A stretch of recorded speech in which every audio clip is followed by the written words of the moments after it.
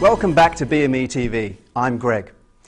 Now, last week I looked at building management systems, what they do and ways to save major amounts of energy. Today we're taking a look at the important plant they control and the role things like chillers, boilers and pumps play. Take pumps, for example. One leading manufacturer who has published a statistic saying more than 60% of pumps use 60% more energy than they really need. Now, is this really true? And if so, can good maintenance help reduce your costs? Let's find out by talking to one of our top experts, Chris Gunn. Chris, thanks for joining me. Hi Greg, how are you? Well, thank you. Good. Now, Chris, can you tell me how many components does a BMS typically control?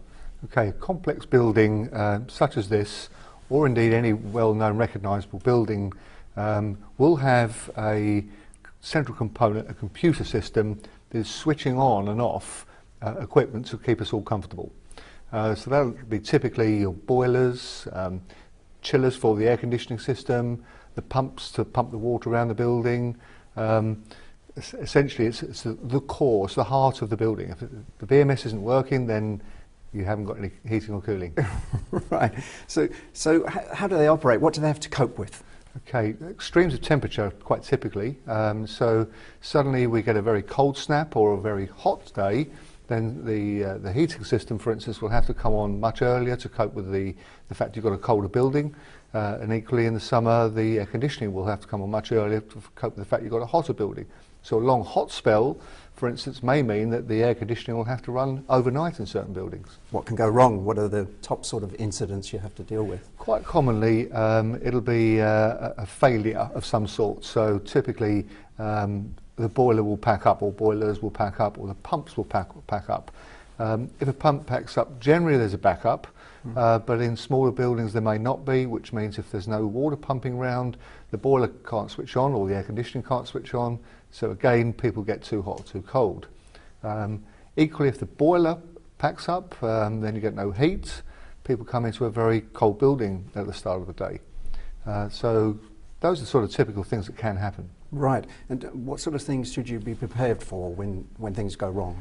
Well, really, you need a good maintenance contractor that's able to look after you at short notice. He can come into the building, knows exactly where the equipment is, rather than having to waste a lot of people's time identifying where keys are, getting access, permits, etc. So a good, reliable maintenance contractor that can come in at short notice when things go wrong, be able to fix it quickly, report back to you, because quite clearly you need that knowledge. And the tenants in your building clearly also need that feedback, because they want to know when their heating's going to be back on again, because otherwise, you know, you're going to get a lot of complaints and people may even go home. Right.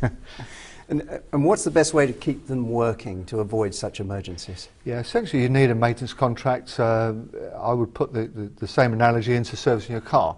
Right. So servicing your car, you regularly would change the oil and you'd put new brake pads in, as an example, to minimise any risk, so if things go wrong. So a good service contract's in place, then you will minimise any failures, make sure that things have been regularly looked after, and that you are complying then also with legislation.